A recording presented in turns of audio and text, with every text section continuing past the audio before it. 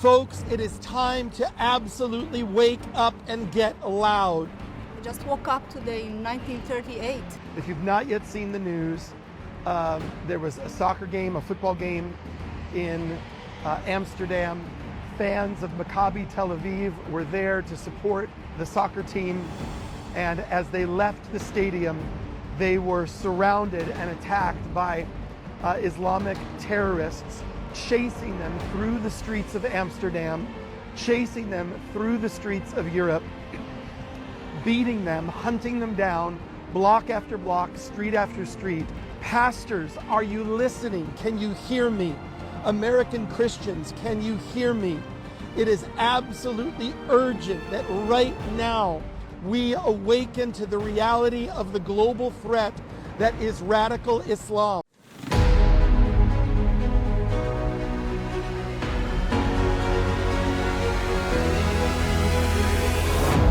Hi, this is Bishop Robert Stearns. A lot going on, so thanks for dropping by. As you get started, hit the like button, subscribe button, share button, spread the word about the importance of Christians globally understanding Jerusalem and the land of Israel as central to our faith and central to global geopolitical realities. I've been on this journey for 32 years. I've brought tens of thousands of people with me to Israel.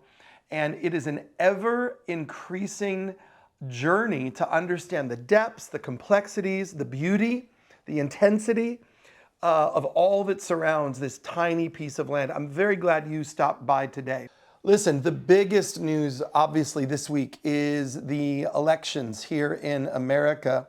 Wow, a sweeping statement. This was not a victory that just squeaked by. In the Electoral College, an overwhelming majority. In the popular vote, an overwhelming majority. And then the Republicans taking control of the Senate, and it remains to be seen, but looks like control of the House as well. So this is an amazing development. That's an extraordinary development for us to dive into and to understand what will a second Trump administration mean for the greater Middle East. There's a lot happening.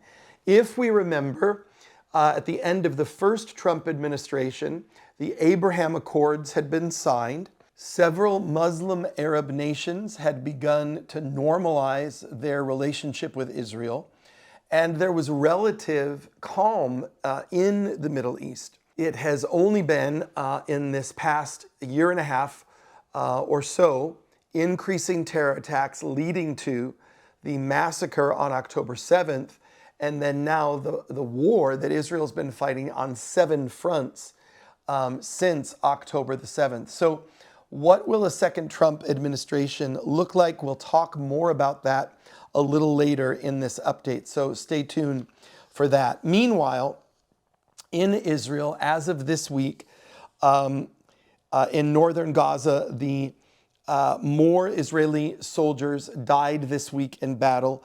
The total now is 365 Israeli soldiers who've been killed in battle. We have to understand that this is a nation of only 10 million people. So you're talking a very small pool of people to draw these soldiers from.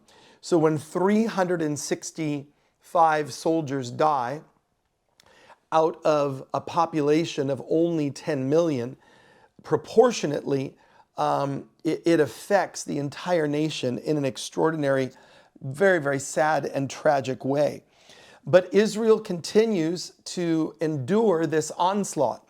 What do we hear in the media? What do we hear on college and university campuses? We hear about genocide. We hear about attack. Let me tell you, on just one normal day in Israel, not even a normal day, just a few hours, November the 2nd, here's what Israel faced in a few hours. 12:01 a.m., armed drones crossed into the Golan Heights at 12:01 a.m. At 12:27 a.m., several miles away, sirens sounded in the upper Galilee because of rockets coming from Hezbollah. Then at 1 a.m., sirens sounded and the Iron Dome had to be mobilized in the Golan Heights, Menashe, Carmel, and all throughout central Israel. That's at 1 a.m. Then there was about 2 hours of calm, and at 3:12 a.m., the sirens sounded in Nahariya and the surrounding areas in northern Israel. A half hour later, 3:43, rocket sirens sounded in Manara, another town in northern Israel. And then at 4:09 a.m., sirens sounded in Acre in northern Israel. 1, 2, 3, 4, 5 incursions, 5 attacks within 4 hours in the middle of the night. People are trying to sleep. People are trying to rest. They're worried about their sons and daughters who are soldiers fighting in Gaza, fighting in the north. And 5 times within 4 hours, there is attack on Israel. This didn't make it to CNN. This didn't make it to the BBC. This didn't make it to the New York Times. There's no discussion that I can hear or find about the fact that Israel continues to endure constant, ceaseless bombardment from the enemy. All we hear is about the tragedy of civilian lives lost in Gaza when Israel has to respond, the lives lost in Lebanon. Why are we not hearing more of this? Free the hostages and stop bombing Israel. How about that as a pathway to peace? Free the hostages and stop bombing Israel. But we have a very clear and real enemy, ladies and gentlemen. It's an enemy against the Judeo-Christian way of life. It's an enemy against, by the way, the Hindu way of life, the Buddhist way of life, the atheist way of life. This enemy is called radicalized Islam. I'm not talking about moderate Islam. I'm not talking about modern Islam, which I have many friends and colleagues who are moderate, modern Muslims who just want to live in peace and celebrate their culture and have their religious freedom. We're talking about a radicalized portion of Islam that is dedicated to the caliphate. And folks, we better understand that there is infiltration of these people into our American systems. Dearborn, Michigan has seen a proliferation of radicalized Islamic preaching and teaching inside of America.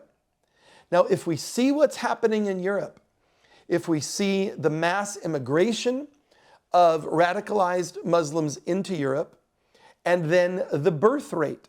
We have a colleague in Germany who was attending a school board meeting not long ago, and there's been massive immigration from the Muslim world into Germany in particular. And the school board meeting got very heated. There was a huge argument and discussion going on. And the Muslim leader stood up and pointed at the native Germans and said, "Don't you understand? We're going to birth you to death. We're going to birth you to death." Because the birth rate in the Arab Muslim world is far higher than most of the rest of the world. And within Islam, you can have 2, 3, 4, or more wives.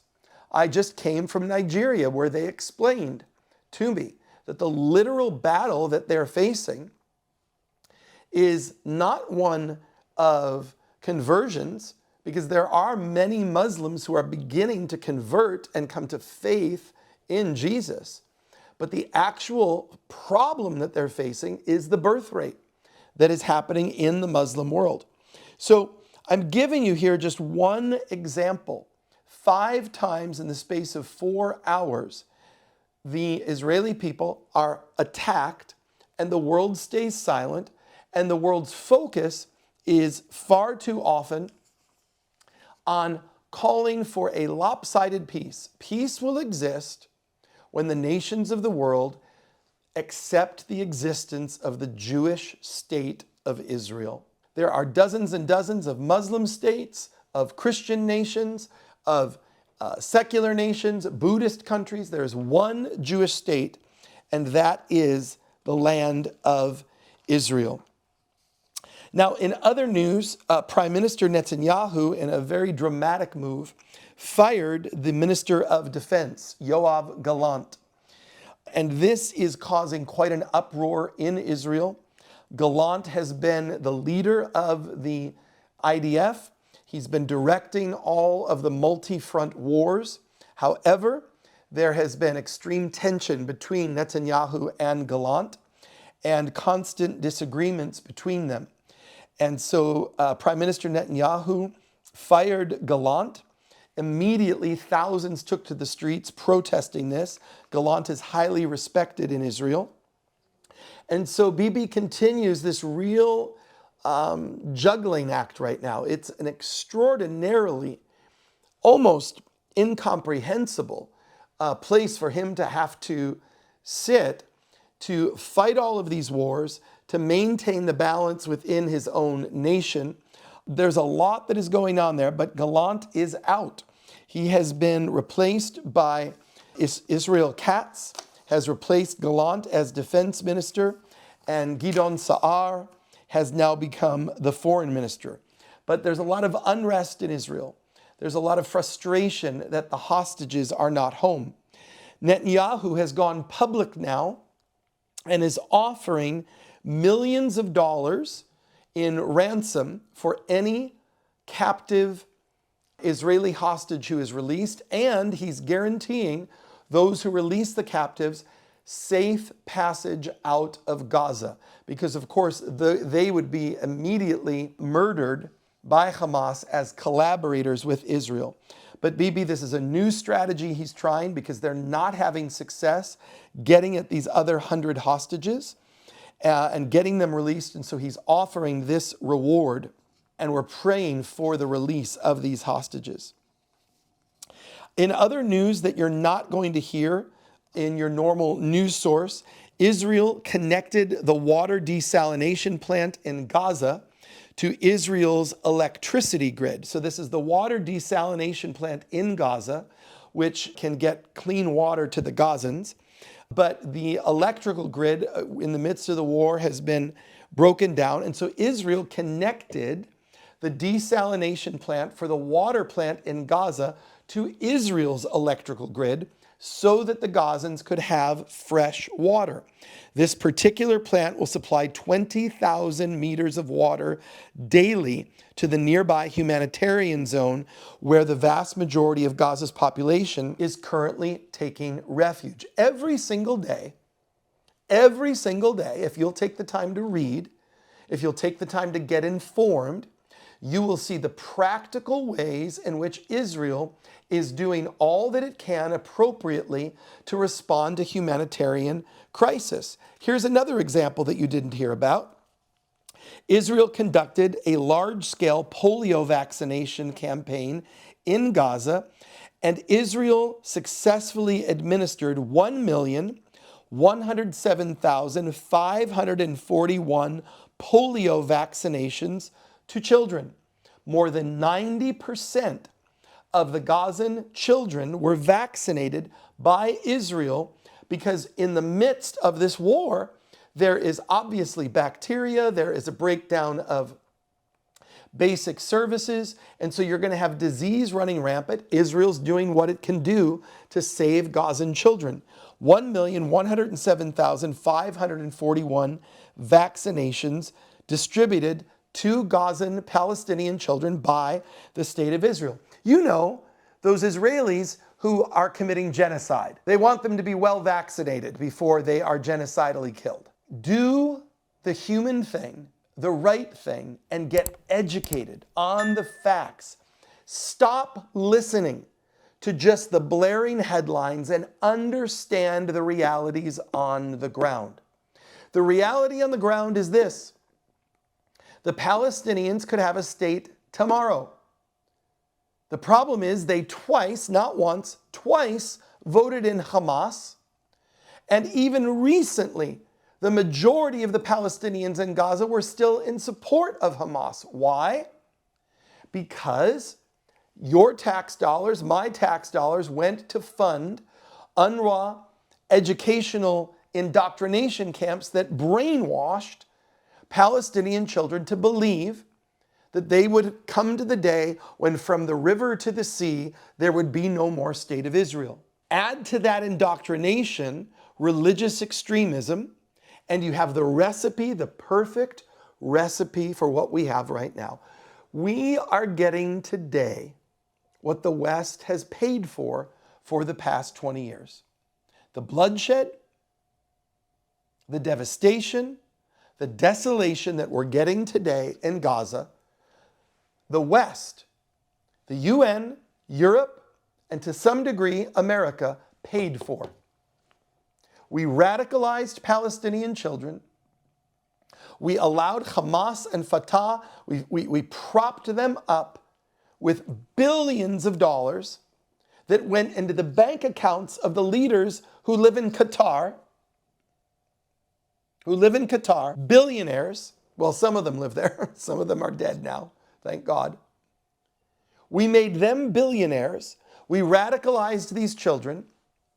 We allowed religious extremism to run amok. And now we're all upset that there's unrest in the Middle East.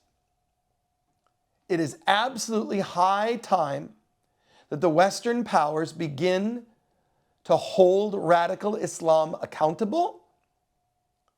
It is a violent belief system that has no place in the modern world. It has no place. Religious violence of any kind must be resisted by religious leaders. That is why the Israeli army is called the Israeli Defense Force, because they stand in defense of their homeland, in defense of their people. And we've got to see a day that global leaders hold radicalized Islam accountable. Well, to close, Bibi Netanyahu called Donald Trump and congratulated him. He said this: "Your historic return to the White House." And folks, it was a historic return. Whatever your political persuasion, the fact Donald Trump was indicted over and over and over again on Lord only knows how many charges, convicted of how many charges, exposed to how many lawsuits, 2 assassination attempts that almost succeeded. The fact that he has come back and didn't just barely squeak by, an overwhelming majority. The last count I saw was close to 5 or 6 million in the popular vote, beside the Electoral College, besides the sweeping red wave that he carried in with him across the Senate and the House. This is extraordinary. Whatever your politics are, you have to step back and say, wow, what is going on here? But Netanyahu called him and congratulated him. Now, during Trump's victory speech, he said that one of his chief goals is to begin ending these wars. Now, we can only presume that 2 of the ones he's talking about are Russia and Ukraine, and the various wars that Israel is fighting, but probably speaking most specifically regarding the Hamas-Israeli war. So, will Trump continue to be the friend to Israel that he has been? Will he put an undue pressure on Netanyahu to end the war with Hamas before Hamas is obliterated? This remains to be seen, and we're going to talk about it next week on Israel at the Front Lines, your Israel Frontline update.